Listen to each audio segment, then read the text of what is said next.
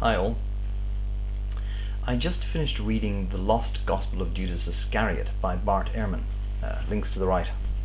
Pretty interesting, and it really gets you thinking about the theological rat's nest that the Judas situation represents. The Gospel of Judas, unsurprisingly, casts Judas in an heroic light rather than as the bad guy. Now, as a Christian, this was never an issue for me. Frankly, I'd never given it much thought, which is a little embarrassing. It's really rather in your face, obvious, and ouch, this alone should be reason enough to reject Christianity as cruel claptrap. And the Gospel of Judas makes it clear that this is exactly what some early Gnostic Christians did. Now, leaving the Gospel of Judas aside, if we just look at what some of the canonical books say about Judas, we are left with a real sense of injustice done, traps sprung, and a fate embraced with courage and dignity. But not by Jesus, but by Judas. Matthew 26, verse 23. Jesus replied, "The one who has dipped his hand into the bowl with me will betray me.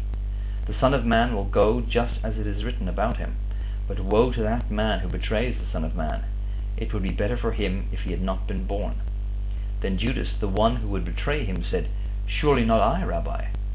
Jesus answered, "Yes, it is you." So even knowing his fate, that it would be better for him not to have been born, Judas goes ahead with the plan anyway. Verse 47.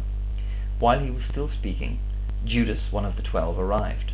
With him was a large crowd armed with swords and clubs, sent from the chief priests and the elders of the people. Now the betrayer had arranged a signal with them. "The one I kiss is the man, arrest him." Going at once to Jesus, Judas said, "Greetings, Rabbi," and kissed him.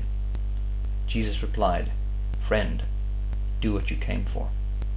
When Judas, who had betrayed him, saw that Jesus was condemned, he was seized with remorse, and returned the 30 silver coins to the chief priests and the elders.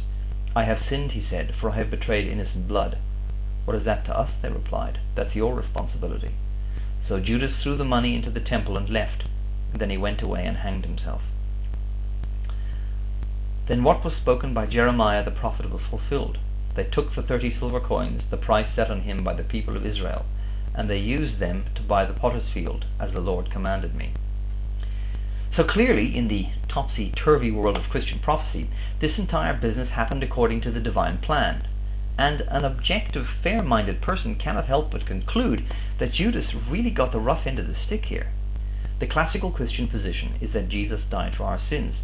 But the more I think about this, the more ludicrous it seems, even on its own terms. And this now always reminds me of The Zeppo, an episode of Buffy the Vampire Slayer. At the close of the episode, Xander faces down a zombie intending to blow up Sunnydale High. I know what you're thinking. Can I get by him, get upstairs, out of the building, seconds ticking away? I don't love your chances. Then you'll die too. Yeah, looks like. So I guess the question really is, who has less fear? I'm not afraid to die. I'm already dead. Yeah, but this is different. Being blowed up isn't walking around and drinking with your buddies dead. It's little bits being swept up by a janitor dead, and I don't think you're ready for that. Jesus suffered what for a God barely amounts to a minor inconvenience for our sins. Sure, he died, but not in the conventional loaded sense we use the word. And he knew he would be raised from the dead. So this was definitively walking around and drinking with your buddies dead.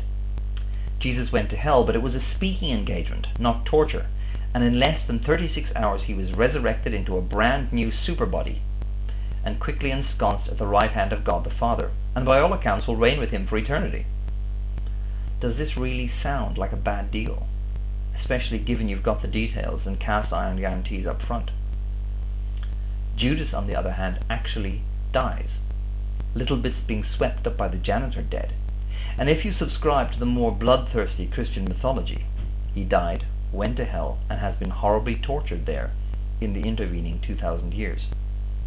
So who really made the sacrifice for our sins? The betrayal of Jesus was a critical component in the chain of events leading up to the atonement, prophesied, we are to believe, in detail. Without a betrayer, it couldn't have happened. And it seems to me that the betrayer, genuinely doomed, predestined to perform their bitter part in the cosmic drama, and aware of their fate, is the real sacrifice here. Or it could just all be bollocks. which is what I think is probably the case. Good night.